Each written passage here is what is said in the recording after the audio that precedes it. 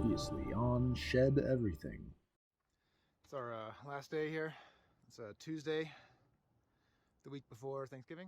We'll head east, a couple stops on the way out, and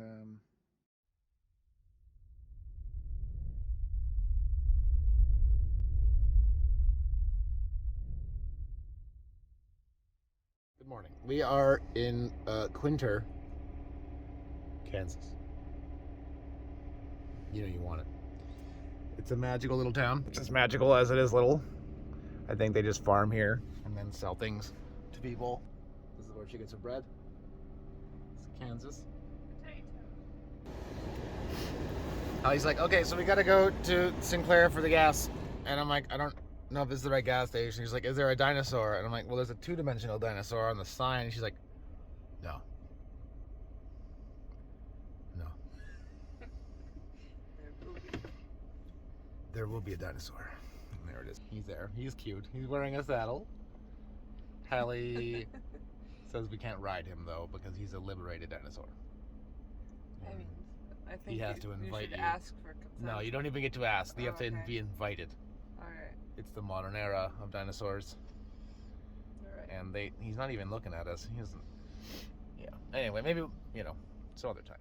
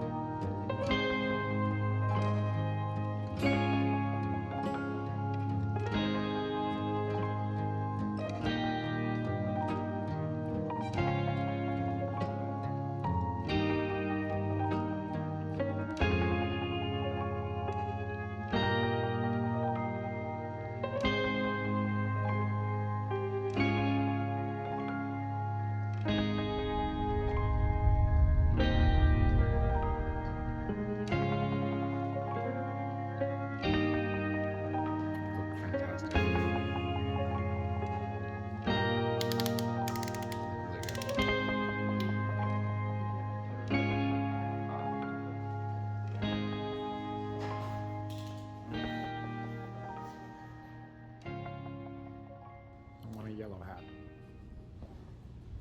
I want a blue hat.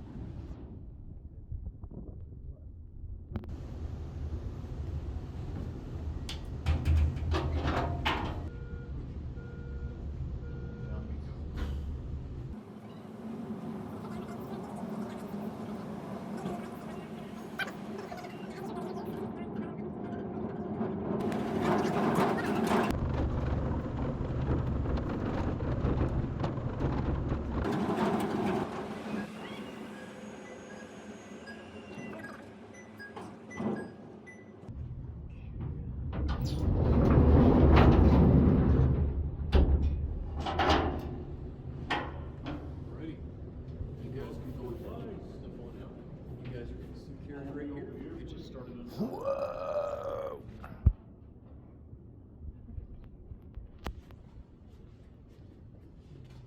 Above and 80 feet below of salt to the vein we're on. Yeah. Right. Hard hat, Hallie. She loves her PPE. This is a salt chainsaw. It is used to cut the floor or underside of the blocks for the dynamite. He's a very hungry monster. God, look how compact it is. The thing must weigh a lot. Holy crap. It's a magical ferry ride. Oh boy. You guys are great. I would allow it if it was sitting with me. Attention, attention please. As we get ready to start our journey into the mine, remember, for your safety, you must remain seated at all times, and do not raise your hands above the top of your head. All aboard the Salt Mine Express.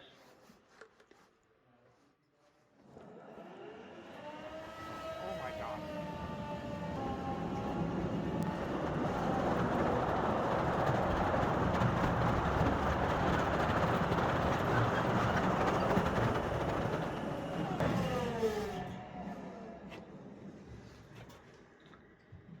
As you look to your left, you'll see a rare sight, what the miners call a roof fall.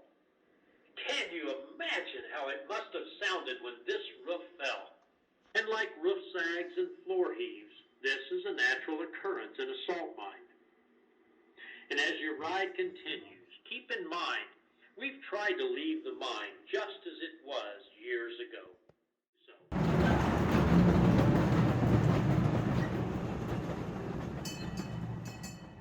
Bugs or anything like that down here, a windshield or roof would typically protect us from. Those pieces and a lot more were deemed unnecessary and left topside to avoid wasting a trip or any time, money, and labor. So this truck, like a lot of other vehicles brought down, was converted to be all electric. And this particular truck runs on a 300-foot extension cord. What?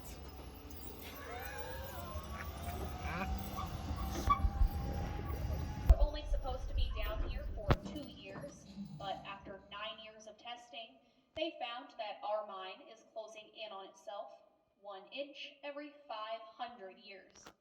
So, not anytime soon and not fast enough for what they were looking for. So, they never did store any of that nuclear waste down here. They did find more suitable conditions in a mine in Lyons, Kansas, but after a lot of public outcry and concern about the materials leaking into the local aquifer above, they took them out of there and they moved out of Kansas altogether, finally settling in a mine in New Mexico, about an hour outside of Carlsbad. That mine they settled in has a closing rate of 1 inch every 4 years. So they store stuff down here. And this is the Dorothy from Twister. The thing with all the balls in it. They try to get into the path of the tornado. And these are the vaults.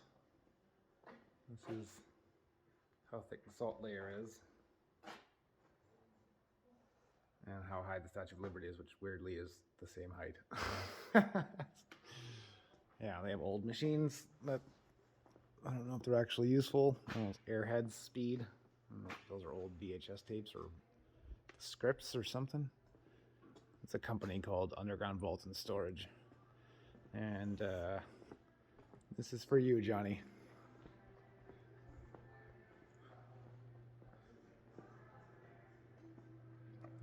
Oh, this is Lewis and Clark. I guess this is for my mom. And this one is for Johnny. This is the one of the actual Mr. Freeze. Oh, and there you go.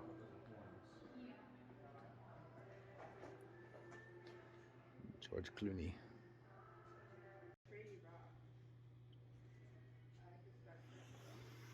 Apparently they made a mannequin of him for one of the fight scenes. Not because there was a whole bunch of them. There's Mr. Freeze and Batman.